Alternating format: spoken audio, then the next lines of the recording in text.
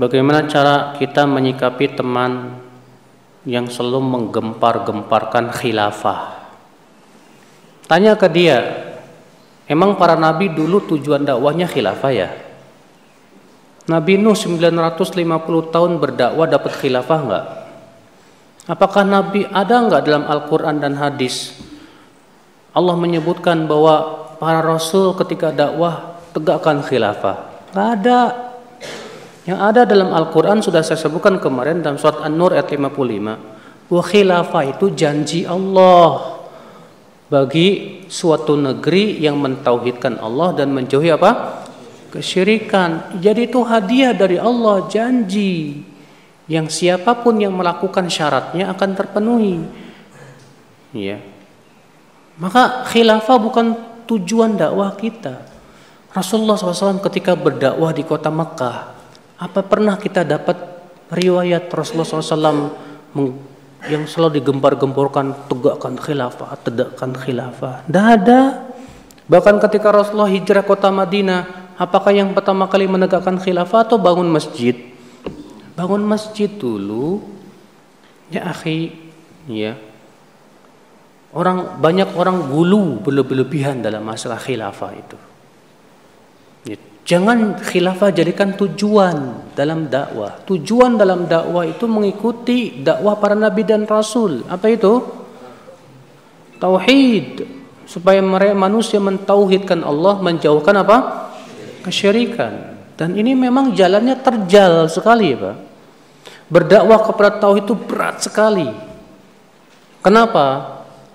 Karena kita harus menghadapi orang-orang yang doyan kesyirikan dari sebagian kaum muslimin maupun di luar Islam. Ya. Karena orang yang mendakwahkan kepada tauhid, konsekuensinya apa?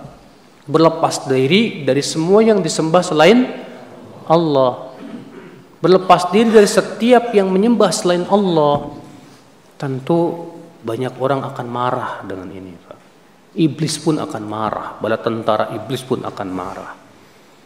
Tapi kita harus lakukan karena ini yang dijalani oleh Allah dan oleh Rasulullah SAW dan para rasul sebelumnya. Sampai di antara rasul ada yang dibunuh dan yang lainnya demi untuk berdakwah kepada apa? Tauhidullah Jalla wa Ala. Tapi enggak masalah. Ya, karena inilah jalan yang diridhoi oleh Allah Subhanahu wa taala. Maka dari itulah ya akhi, sebagaimana sudah saya jelaskan kemarin bahwa dakwah para nabi dan rasul memfokuskan kepada tauhidullah Jalla wa Ala. Enggak ada nabi dan seorang nabi pun yang fokus dakwahnya kepada politik, enggak ada. Enggak ada nabi yang fokus dakwahnya kepada perbaikan ekonomi, enggak ada. Ya. Rasulullah SAW ketika pertama kali berdakwah di kota Mekah, perzinahan ada tidak? Banyak. Minum arak, Masya Allah, perjudian, demikian pula berbagai macam maksiat. Tapi apakah yang Rasulullah serukan? Tinggalkan judi? Enggak.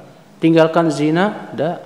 Kata Aisyah, adalah ayat-ayat yang pertama kali turun tentang surga dan neraka.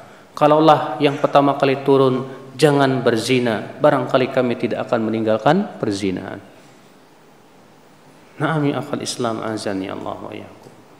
Maka dari itu ya akhi, sikap antum kepada dia, dakwahkan dia, fahamkan kepada dia, ya akhi, kita berdakwah kepada tauhid. Khilafah itu janji Allah bagi mereka yang merealisasikan apa? Tauhid. Kalau ternyata Allah berikan kekhilafan, alhamdulillah. Kalau enggak juga enggak masalah. Yang penting kita wafat di atas apa? Tauhid.